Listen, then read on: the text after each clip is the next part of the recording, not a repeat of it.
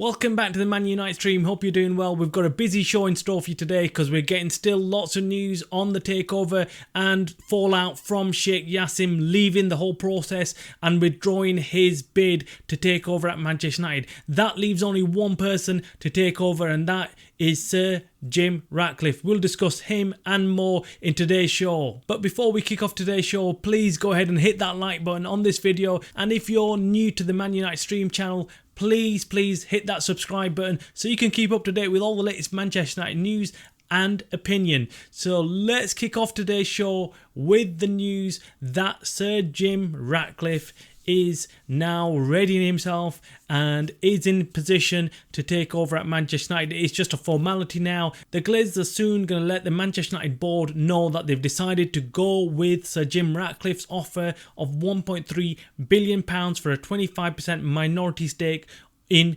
Manchester United. The Glazers will be over the moon because they get to stay at Manchester United and still get to hold on to them valuable shares and will hopefully, in their eyes, make lots more money in the future. And that's why they've not gone with Sheikh Yassim, because they felt like they were going to lose out if they sold everything to Sheikh Yassim, who wanted 100% ownership of Manchester United and wanted the Glazers out of the way. But the Glazers did not want that. It didn't suit their priorities. The Glazers wanted to stay on at Manchester United and financially gain more money in the future, because they have predicted and they feel that Manchester United will be worth a lot more going forward. So where does that leave all us Manchester United fans? Well, lots of rival fans are really happy with this news that the Glazers are staying on and Sir Jim Ratcliffe is taking over 25% of Manchester United, because their worst nightmare was Sheikh Yassim. Rival fans of other football clubs were having sleepless nights thinking about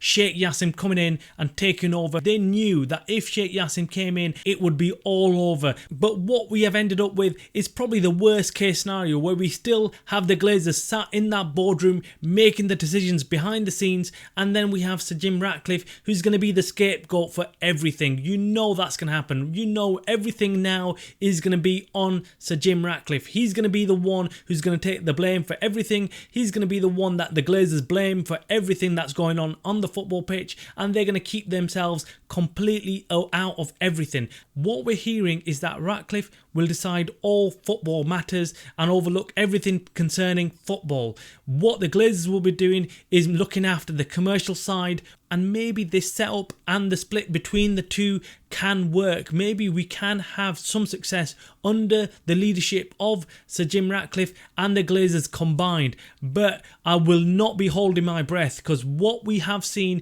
with Nice is that Sir Jim Ratcliffe does not have a clue. He's brought in the people that he needed to in Nice, but they've not had any success.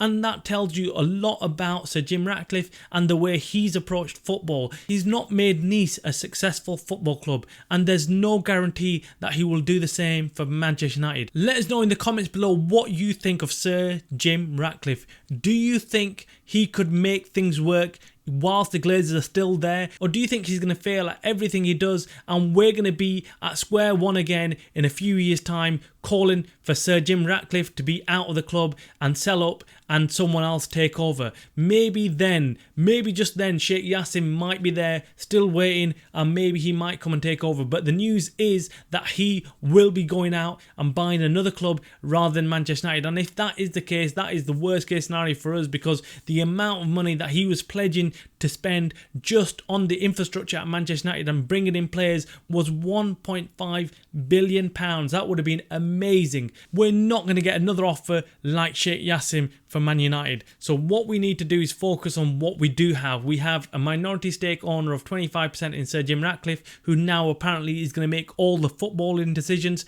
and we've got Glazers sat there still milking Manchester United. We're still yet to hear of the finer details of Ratcliffe's offer to take over at Manchester United. Now, has he put something in there in the contract that says, look, Glazers have to sell to him in a number of years, maybe 2 or 3 years, or maybe not? If he hasn't got anything like that in there, we're in deep trouble. But if he's got something in there saying that the Glazers have to sell Man United shares to him, the remaining shares in another year or two, then maybe that's something that we can actually look at and look forward to and say, right, okay, there is some light at the end of the tunnel. Maybe the Glazers will leave in another year or two, but we have no guarantee of that. And if no full sale takes place and the Glazers still stay at Man United, we will not stop protesting. We will carry on and we'll make things a lot harder than they already are for the Manchester United board and the people in and around Manchester United. We'll bring you all the further developments on this takeover and Sir Jim Ratcliffe's offer and what it actually entails.